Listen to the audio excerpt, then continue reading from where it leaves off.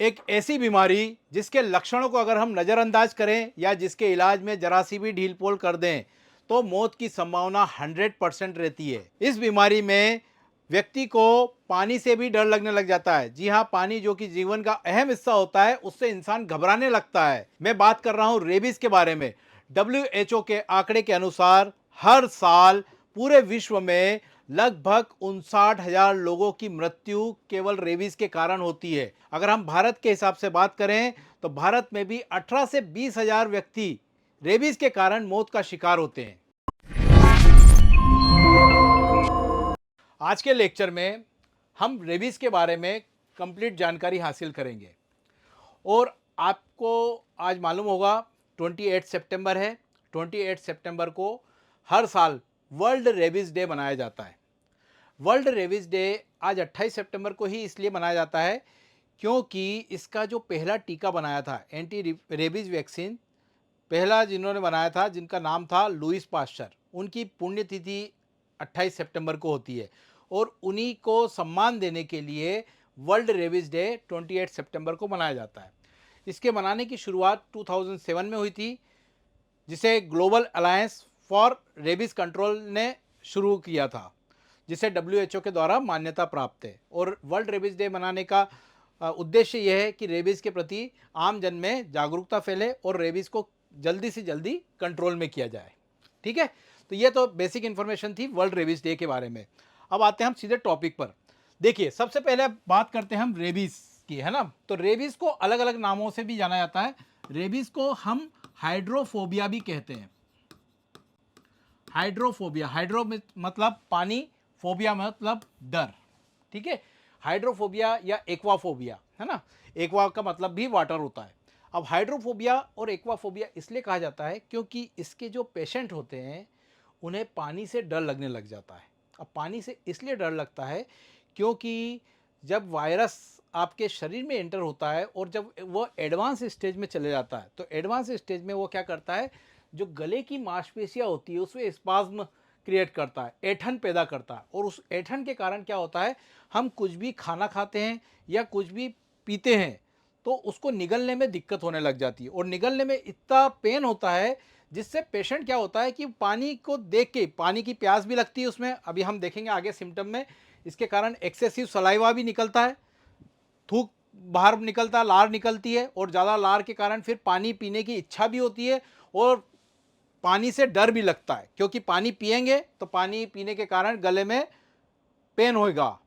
इसी कारण से क्या होता है, मरीज पानी से डरने लग जाता है और इसी कारण से इसे क्या कहा जाता है, हाइड्रोफोबिया या एक्वाफोबिया। क्लियर। अब इसके बाद में सेकेंड, इसके इंट्रोडक्शन में अगर हम देखें तो हम इसे जूनोटिक डिसीज कहते हैं। कौन सी डिसीज है, जूनोटिक।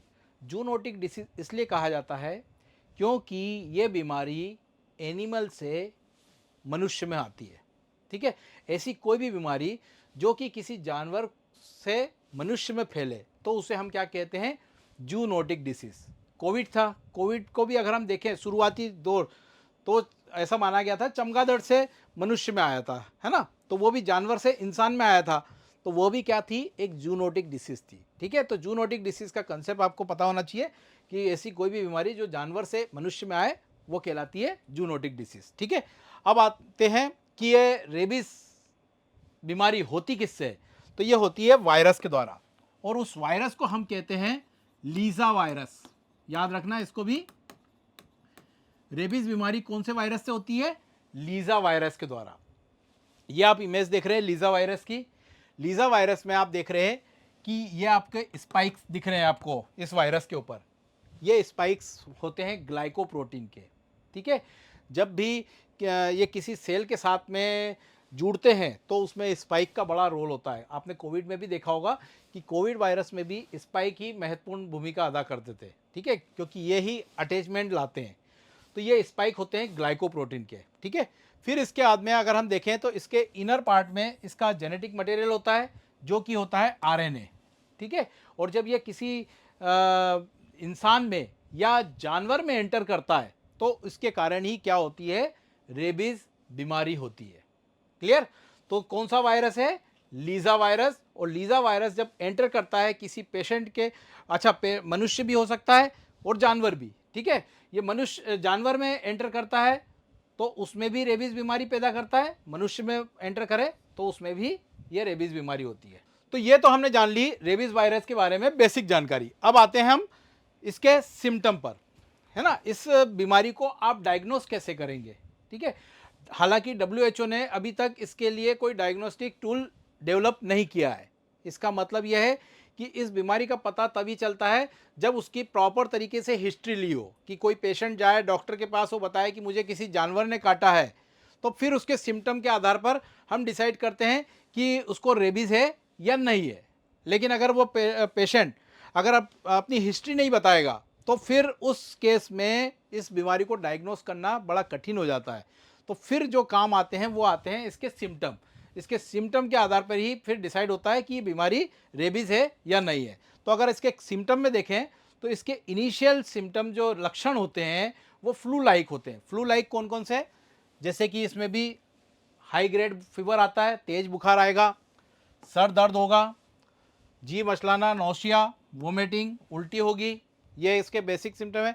फिर इसके बाद में जब ये वायरस नर्वस सिस्टम को इन्वॉल्व करता है, देखो ये न्यूरोलॉजिकल बीमारी है, अगर एक बार वायरस एंटर हुआ तो पहले सिम्टम में ही आप अगर वो ट्रीट हो गया तो ठीक है, लेकिन एक बार ये सेंट्रल नर्वस सिस्टम को इन्वॉल्व कर लेता है तो फिर उसके बाद में इसको ट्रीटमेंट इसका इम्पॉसिबल हो जाता है, ठीक है। तो यहाँ पर क्या होता है, जैसे ही ये नर्वस सिस्टम में इन्वॉल्व होता है तो उसके बाद में ये सिम्टम डेवलप होने लग जाते हैं कि पेशेंट को कन्फ्यूज़न होने लग जाता है, भ्रम की स्थिति पैदा हो जाती है, हाइपर एक्टिविटी, पेशेंट बहुत ज़्यादा हाइपर एक्टिव होने लग जाता है, ठीक है। फिर इसके बाद में डिफ़िकल्टी स्वॉलिंग, यानी कि कुछ भी चीज़ों को निगलने में दिक्कत आने लग जाती है। और मैंने आपको बताया है शुरू में कि पानी पीने में भी उसको दिक्कत आने लग जाती है, और पानी से वो क्या होता है, फिर घबराने लग जाता है। इसके अलावा एक्सेसिव सलाइवा, लार लगातार निकलती जाती है, ठीक है। और फिर एक कंडीशन मैंने बताया था कि नर्वस सिस्टम को जब इन्वॉल्व करता है तो उसमें एक कंडीशन आती है हेलुसिनेशन। हेलुसिनेशन में का मतलब ये होता है कि व्यक्ति अनजाने बहकी बहकी बातें करने लग जाता है, और इसके अलावा कुछ बहकी बहकी चीज़ों को एज्यूम करने लग जाता है कि सामने कोई व्यक्ति देख रहा है उसे, या कुछ अलग अलग टाइप की बातें करने लग जाता है ना। और आज भी देखा जाए तो इंडिया के में यह होता है कि हेलुसिनेशन की प्रॉब्लम किसी को होती है तो गांव के जो पेशेंट होते हैं वो उसे तांत्रिक के पास ले जाते हैं कि इसे कोई भूत प्रेत की बाधा हो गई है, और ऐसे पेशेंट का फिर कई बार ट्रीटमेंट नहीं हो पाता है, और उसके प्रॉपर ट्रीटमेंट के अभाव में पेशेंट की डेथ भी हो जाती है, ठीक है। तो ये सारे लक्षण हैं जो कि डिसाइड करते हैं कि व्यक्ति को रेबीज़ है या नहीं है, ठीक है। अब अगर हम बात करें कि इसका ट्रांसमिशन कैसे होता है, ठीक है, कि ये किन जानवरों के काटने से होता है, तो जनरली 99% अगर हम देखें तो 99% ये होता है डॉग के द्वारा, ठीक है। हाँ, ये जरूरी नहीं है कि केवल डॉग के काटने से ही होता है ना, क्योंकि वायरस किसी भी मैमल को इन्फेक्ट कर सकता है। अगर हम उसमें देखें तो डॉग के अलावा कैट, बिल्लियों से भी होता है, लोमड़ियों से होता है, चमगादड़ से होता है ना। अच्छा, एक और चीज़ इसमें जो एक मेन कॉज चमगादड़ भी निकला है। चमगादड़ आपको मालूम होगा मेमेलियन में आता है, ठीक है। अभी अमेरिका में और यूरोप में कुत्तों से के काटने से होने वाले रेबीज़ को तो कंट्रोल कर लिया गया, लेकिन वहाँ पर एक नई समस्या सामने आ गई है कि चमगादड़ के द्वारा जो रेबीज़ है वो अभी तक कंट्रोल नहीं हुआ है ना। अच्छा, एक और चीज़ होता है कि कई बार क्या होता है कि एक इन्फेक्टेड एनिमल जिसमें रेबीज़ का वायरस है वो किसी दूसरे एनिमल को काट दे तो वो एनिमल से एनिमल में भी स्प्रेड हो जाता है, ठीक है। अब यही चमगादड़ जिसमें रेबीज़ है, अब वो किसी डॉग को काट ले तो वो डॉग में चले जाएगा वायरस, और फिर वो डॉग के काटने से अगर मनुष्य को काट ले तो मनुष्य में हो जाएगा। तो इसलिए क्या है कि आपको इन सब जानवरों का ध्यान रखना है। दूसरी बात, जो आपके स्ट्रीट डॉग हैं उनको भी इस प्रकार के जो जानवर होते हैं उनके कांटेक्ट से भी दूर रखना चाहिए, क्योंकि आपको पता नहीं है कि किस जानवर में रेबीज़ का वायरस है, ठीक है। अच्छा, एक और चीज़ है, हर बार जानवर के काटने से रेबीज़ नहीं होता। रेबीज़ केवल उसी जानवर के काटने से होगा जिसमें रेबीज का वायरस है, लीजा वायरस से इन्फेक्टेड है। ठीक है, जरूरी नहीं है कि आपको किसी जानवर ने काटा तो उसमें रेबीज का वायरस हो, और अगर उसमें रेबीज का वायरस नहीं है तो फिर रेबीज होने का चांस नहीं है। ठीक है, लेकिन ये आपको पता नहीं है कि उस जानवर में रेबीज है या नहीं है, तो इसलिए फिर आपको वैक्सीन तो लगवानी ही पड़ेगी। ठीक है, तो यहाँ पर अगर हम बात करें जानवर के, तो डॉग, कैट्स, चमगादड़ के द्वारा, लोमड़ियों के द्वारा, ये इन सारे जानवरों के द्वारा, इसके अलावा चूहों के द्वारा भी होता है, गिलहरी के कारण भी रेबीज हो सकता है। ठीक है, तो ये ट्रांसमिशन के इसके अलग अलग सोर्स हैं। ठीक है, अब हमने सिम्टम भी देख लिए, ट्रांसमिशन भी देख लिया इसका, है ना, कि किसके द्वारा होता है। अब हम बात करते हैं कि अगर वायरस आपके शरीर के अंदर एंटर हुआ तो ये अलग अलग फेज से होकर गुजरता है ना। इसकी अलग अलग फेज कौन कौन सी होती है? तो सबसे पहले आता है इसकी इंक्यूबेशन फेज। इंक्यूबेशन, जिसमें वायरस आपके शरीर में एंटर होता है। ठीक है, शुरुआती लक्षण आपको दिखाता है। अच्छा, इसका इंक्यूबेशन पीरियड अगर हम देखें तो कुछ वीक से लेके मंथ, ईयर तक हो सकता है। ठीक है, ऐसा कोई एक क्राइटेरिया नहीं है कि इसको पर्टिकुलर टाइम पीरियड में बांटा जाए। ठीक है, इंक्यूबेशन पीरियड, वायरस अगर शरीर में एंटर हुआ है तो उसके सिम्टम अपीयर होने में हो सकता है एक सप्ताह लग जाए, महीने भी लग सकते हैं, साल भी लग सकता है। ठीक है, तो ये होता है पहला फेज। ठीक है, जब जानवर ने आपको काटा तो उसके बाद में वायरस सबसे पहले आता है इंक्यूबेशन पीरियड में। फिर इसके बाद में प्रोड्रोम फेज। प्रोड्रोम फेज में ये होता है कि इस फेज में वायरस सेंट्रल नर्वस सिस्टम को इन्वॉल्व कर लेता है। सेंट्रल नर्वस सिस्टम को जब इन्वॉल्व करेगा तो फिर मैंने बताया आपको कैसा कंफ्यूजन होने लग जाएगा, चक्कर जैसा फील होने लग जाएगा, हेडेक होने लग जाएगा। फिर उसके बाद में हेलुसिनेशन की समस्या आ जाएगी, क्या बहकी बहकी बातें करना, ये सब स्टार्ट हो जाता है प्रोड्रोम फेज में। ठीक है, फिर इसके बाद में अगर हम देखें तो तीसरी फेज आती है न्यूरोलॉजिकल फेज। न्यूरोलॉजिकल फेज ये सबसे खतरनाक फेज होता है, क्योंकि इसमें वायरस क्या होता है, जो आपके शरीर की नर्व सेल होती है, नर्व सेल में एंटर हो जाता है। ठीक है, और नर्व सेल में एक बार एंटर हो गया वायरस तो फिर उसके बाद में ट्रीटमेंट इम्पॉसिबल हो जाता है ना। इस कंडीशन में फिर जनरली पेशेंट की डेथ ही होना तय हो जाती है। ठीक है, तो इसलिए ज़रूरी होता है कि जो पहला पीरियड है ना, जनरली ये होता है कि किसी भी जानवर ने आपको काटा है तो 24 घंटे के अंदर आपको वैक्सीन लगवाना ज़रूरी रहता है। ठीक है, अच्छा, एक और चीज़ होती है, कई बार ये होता है कि ट्रीटमेंट हमारे यहाँ दो तरह के फेज़ है। एक होता है काटने के बाद में हम वैक्सीन लगवाएं, और कुछ केस में होता है कि काटने के पहले ही हम वैक्सीन लगवा लें। अब काटने के पहले ही वैक्सीन किनको लगवाना चाहिए? जनरली क्या होता है, जो जानवरों को पालते हैं, है ना, जिसमें कई सारे डॉग लवर होते हैं जो अपने यहाँ अलग अलग तरीके के एनिमल्स को, बिल्लियों को पालते हैं। ठीक है, तो वो बार बार अपने जानवरों के कांटेक्ट में रहते हैं। ठीक है, तो इसलिए उन लोगों में पहले से ही रेबीज, यानी किसी जानवर ने नहीं काटा है तब भी उसके काटने की संभावना को देखते हुए उसको पहले ही लगवा लेना चाहिए। ठीक है, इसके अलावा उनके जो जानवर है उनको भी वैक्सीनेशन हर साल करवाना ज़रूरी होता है। अब अगर हम बात करें इसके प्रिवेंटिव मेज़र पे, तो सरकार को जनरली ये करना चाहिए कि जितने भी स्ट्रिक्ट डॉग है उनको वैक्सीनेशन करवाना चाहिए। अच्छा, एक और चीज़ है, यहाँ पर चाहे जानवर को आप वैक्सीनेशन कर रहे हो या खुद आप वैक्सीन ले रहे हो, तो इसकी वैक्सीनेशन की जो लिमिट होती है वो इसकी मियाद जो होती है वो 2-3 साल तक ही रहती है। यानी कि आपको बार बार इसके शॉट लगवाने पड़ते हैं। ठीक है, यानी अगर आपने किसी जानवर को अगर वैक्सीन करवा दिया एक बार, तो ऐसा नहीं है कि वो हमेशा के लिए सुरक्षित हो गया, वो केवल 1 साल 1.5 साल के लिए सुरक्षित हुआ, तो आपको हर साल आपको लगवाना पड़ेगा। ठीक है, और अगर आप यानी कि जानवरों को पालने के शौकीन है, तब भी आपको, आप पहले वैक्सीनेशन करा रहे हो तो आपको क्या है, 2-2, 3-3 साल के अंतर में फिर बार बार करवाना पड़ेगा। ठीक है, अब आते हैं हम इसके ट्रीटमेंट और प्रिवेंशन पे। ठीक है, प्रिवेंशन तो मैंने आपको बताया है कि नगर पालिका, नगर निगम को क्या करना चाहिए कि जितने भी स्ट्रीट डॉग हैं उनको वैक्सीन लगाना चाहिए।